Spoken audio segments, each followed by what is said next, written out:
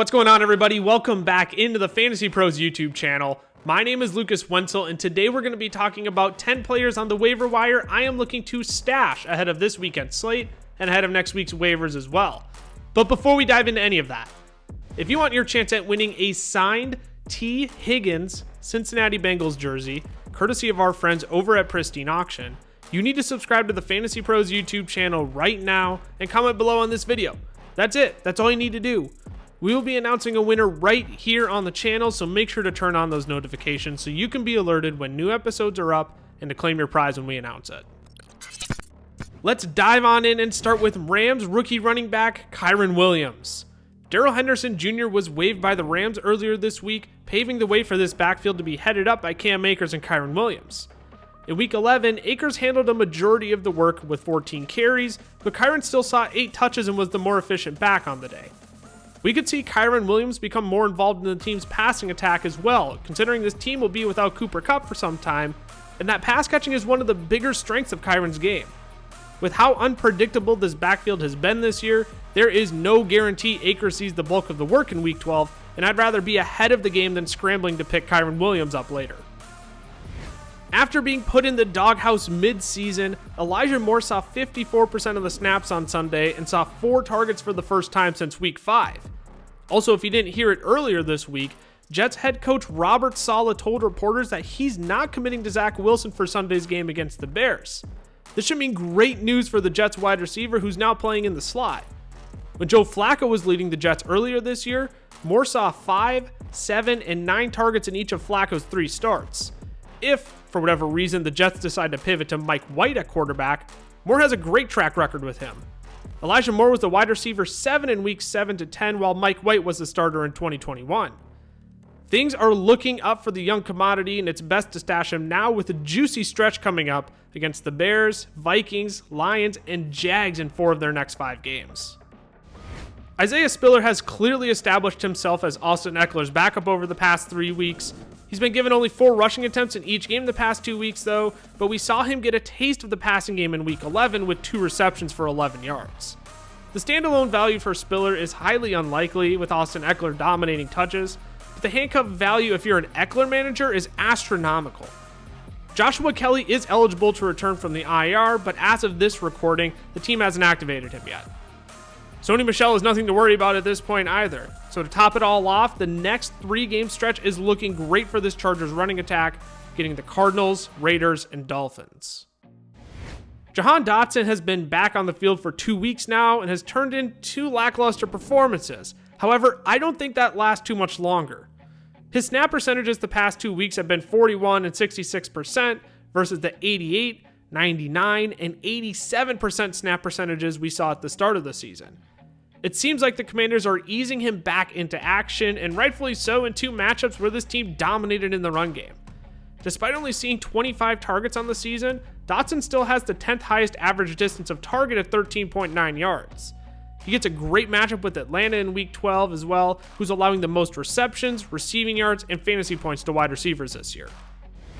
Here we have another handcuffed running back of the episode, Dontrell Hilliard. He should absolutely be rostered wherever Derrick Henry is owned. Hilliard has finished inside of the top 30 running backs in 4 of 9 games this year. Granted, it's highly unlikely you're ever going to be able to guess when those games come. Now, this next stat comes with a massive grain of salt because Hilliard has only seen 35 total touches on the year, but he leads all running backs in fantasy points per opportunity with 1.72 fantasy points per touch. Again, not preaching standalone value or putting a ton of weight into that metric, but if anything happens to Derrick Henry, you have a reliable backup in Hilliard who has been fantasy efficient with his touches this year. Another week, another bit of Terrace Marshall not being rostered in enough leagues. I get it, you aren't over the moon about 10.7 fantasy points in Week 11, but Terrace Marshall is always on the field. 86, 93, 92, 89, and 93 are his snap percentages over the past 5 weeks. He's seen 6+ targets in 3 of those games as well. Our friend here at FantasyPros, Derek Brown, also pointed out that Marshall has surpassed 2 yards per route run in 3 of his past 4 games, which is a fantastic number for wide receivers. He's still 12th in yards per target and 5th in yards per reception as well. I said it last week, Baker Mayfield leading this offense does not excite me. But since week 7, Terrace Marshall has averaged more fantasy points per game than players like Dion Jackson, Courtland Sutton, Adam Thielen, and Drake London. The upside isn't sky high, but the consistency is there.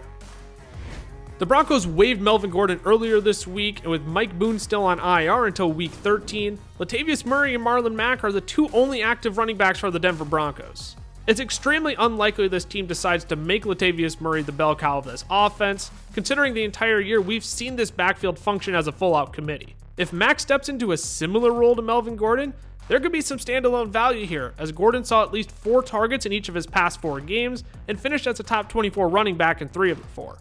Now, I don't think Matt gets that kind of volume off rip, but there's surprisingly been fantasy value all around in this backfield this year. It's worth taking a shot on Mack as a stash. This Kansas City Chiefs wide receiver group is extremely banged up right now, opening the door for rookie Sky Moore to start seeing an increased role. He played a season-high 42% of the snaps in week 11 while nabbing 5 receptions on 6 targets for 63 yards. He's still averaging 1.84 yards per route run, which, as we talked about with Terrace Marshall, is a really good number to see. If both Juju Smith-Schuster and Kadarius Toney don't suit up for week 12, we can expect to see a similar game from Sky Moore against the Rams, who are allowing the 8th most fantasy points to wide receivers over the past 4 weeks. The last handcuff running back I'll mention this week is Dion Jackson of the Indianapolis Colts, who quickly became chopped liver for fantasy teams once Jonathan Taylor returned. What makes Dion Jackson a great stash in my mind is that there's relatively few question marks around him as Jonathan Taylor's backup. We've seen him show out as the starter, 13 fantasy points in week 5, 28 and an overall RB1 finish on the week in week 7. He's great in the passing game, 4 targets in week 6, 10 in week 7, and 3+ in each of the past 2 weeks with Jonathan Taylor back. Again, I'll always continue to say this, I never wish injury upon a player, but if Taylor's ankle were to flare up again and would be forced to miss time, you want Dion Jackson to replace him, especially with the Vikings, Chargers, Giants, and Texans in the fantasy playoffs. Lastly, I'll touch on Isaiah Likely, who should be far and away the number 1 stash at the tight end position at this point in the season. Mark Andrews will dominate the snaps and targets over Likely, no question about it. But the last thing you want is for Mark Andrews to re-aggravate his shoulder or knee injuries and be left scrambling the waiver wire for a streaming tight end. In Andrews' absence, Likely finished as the tight end 2 and tight end 9 while scoring in both weeks. If you have an extra roster spot and want to make sure you insure Mark Andrews, Likely's worth the stash ahead of week 12.